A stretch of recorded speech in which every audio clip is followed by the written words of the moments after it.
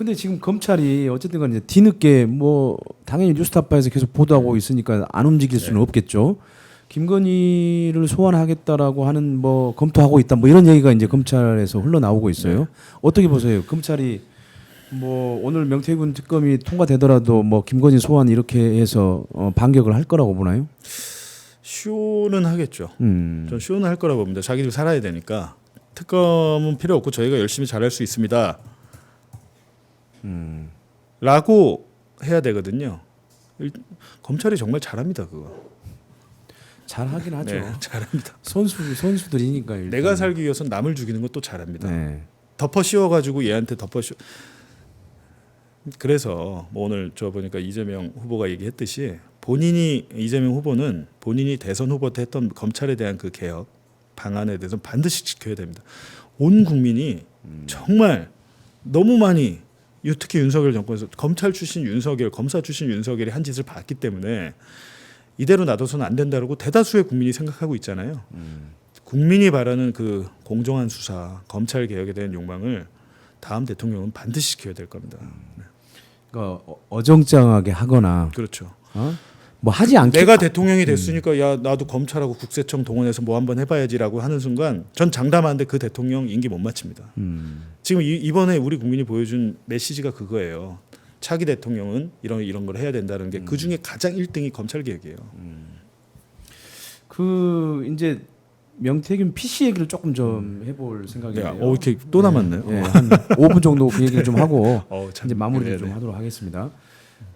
왜냐하면 이제 명태균 PC가 이게 굉장히 분량이 많아요. 70GB 정도 되는 내용인데 이게 사실 명태균이 폐기를 지시했는데 검찰이 이거를 입수를 했어요. 압수를 했어요. 이게 이제 이 자료가 사실 뉴스타파에 넘어와서 뉴스타파가 그 자료를 이제 분석하고 이제 지금 서서히 보도를 하고 있는데 근데 왜 그 원래는 강혜경 씨가 그걸 보관하고 있다가 그 검찰에 압수를 당한 건데 검찰은 왜 그때 강혜경 씨가 반환을 요청했는데도 그렇게 돌려주지 않았던 건가요?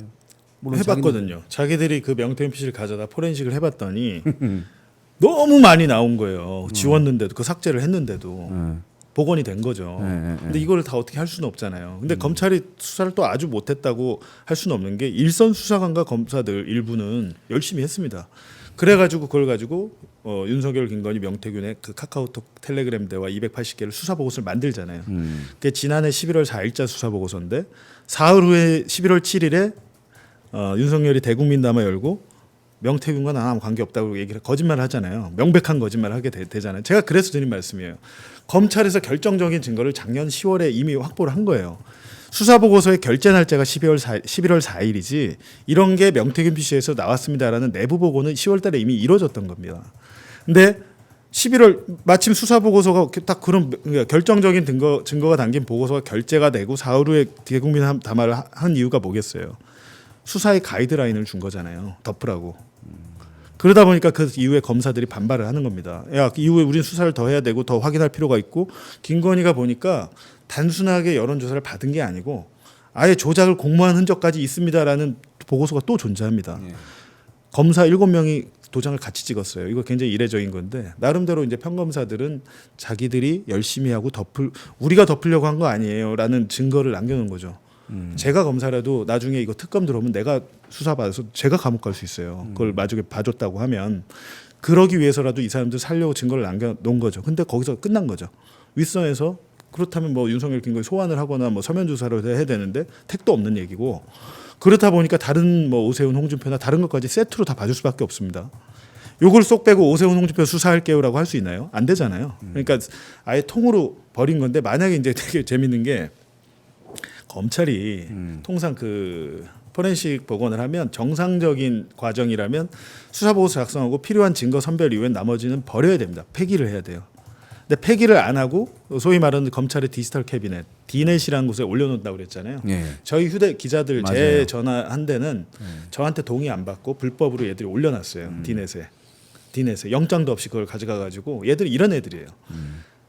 근데 이걸 예를 들면 지금 명태균 PC가 한 대가 아니고 강혜경 씨가 또 집에 자택에 갖고 있던 게 미래한국연구소에 쓰던 하드디스크 3개가 있어요. 하드디스크 그것도 3개. 저희한테 와 있고 내일이면 추가로 또 저 자료가 옵니다. 내일 어마어마한 자료가 올 것 같은 느낌이 있는데 그거에 대해서도 검찰이 딱 대선 기간 몇 달 거만 포렌식하고 기간을 정해서 나머지 버린 거예요.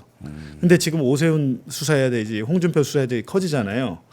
어떻게 한 줄 아세요? 검찰에서 그것 좀 다시 줄 수 있냐고 연락이 왔거든요. 이게 있을 수 있는 일입니까? 지들이 다 압수해가지고 포렌식 끝마친 거를 조금만 선별하고 나머지 다 버린 거예요. 버려서 없으니까 그거 다시 달라고 하는 게 이래놓고 자기들이 공정한 수사, 제대로 된 수사를 했다고 볼 수 있나요? 그러니까 검찰은 끝까지 사실은 의심해야 되는 사실 조직이고요. 그 아까 얘기한 그 PC 하드디스크 3개에 뉴스타파가 이제 예고한 내용에는 보면은 지금까지 공개된 적이 없는 이제 명태균, 윤석열 그리고 명태균, 김건희의 대화 내용. 그다음에 민간인 명태균이 대통령 부부를 통해 국정에 개입한 국정농단에 관한 정황. 그리고 대통령 부부를 등에 업은 명태균이 그 사람에게 줄을 댄 대기업과 공무원들, 그다음에 명태균하고 긴밀하게 관계를 맺고 있던 여당의 국민의힘을 얘기하는 겁니다. 주요 인사들 이렇게 이제 돼 있어요. 그다음에 특히나 명태균하고 카카오톡 메시지를 수시로 주고받은 전현직 국회의원이 최소 13명이 된다고 했는데 그 일부만 공개를 제가 했던 것 같아요. 기사를 살펴봤을 때 뭐 신성범 의원이라든지 이런 분만. 그러니까 그 중에 이제 13명 중에 11명이 이제 국힘 소속이라는데 이게 누구예요? 일단 저희가 4명 정도, 4-5명 정도 했던 것 같고 이제 차차 하겠습니다. 그거는 차차 하겠는데 아까 제가 언뜻 말씀드린 김장겸 있네요. 오늘 처음 여기서 얘기한 거 김장겸. 김장겸 참 친하더군요. 참 친하고 극진하게 모셨어요. 누가 누굴 모셨을까요? 김장겸이 명태균을 모셨나요? 네. 아 그렇군요. 역시 그렇게 보시면 됩니다. 명태균의 파워가 짱이군요. 명태균이 김장겸을 모신 게 아니고 김장겸이 명태균을 모시는 정황이 카카오톡 대화로 아주 많습니다. 근데 그런 것들은 사실은 상대적으로 조물액이라서 그냥 놔두고 있고요. 큰 의미를 갖기. 그리고 사실은 윤석열, 김건희는 사실 저는 이제 크게 관심이 없습니다. 끝났잖아요. 파면돼서. 제가 관심 있는 것은 당장은 유력한 대선 후보들이거든요. 그래서 이제 명태균 게이트만 하고 있는 게 아니고요. 다음 주 화요일 오후 5시에 한동훈 예비 후보에 대한 여러 리포트를 준비하고 있고요. 저희 뉴스타파 유튜브 채널에서 다음 주 화요일 오후 5시에 생중계로 할 예정이고 다음 주 목요일 오후 5시에는 이준석 예비 후보에 대한 명태균 PC 및 추가 하드디스크에서 나온 카카오톡 대화 한 16개월치 이런 것들이 더 있어요.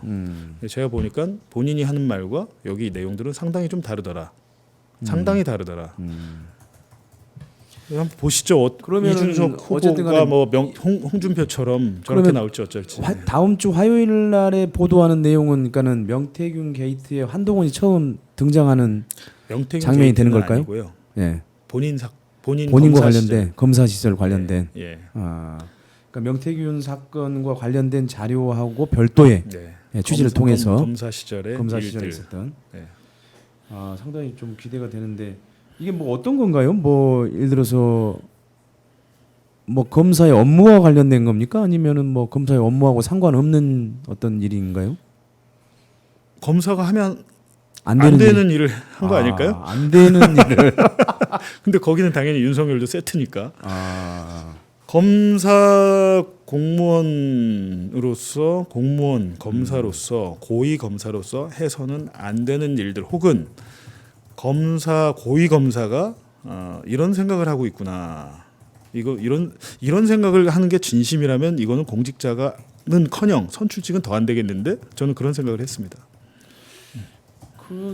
그러면은 좀 약간 좀 어떤 프라이버시 어떤 사람과 관련된 어떤 문제인가요?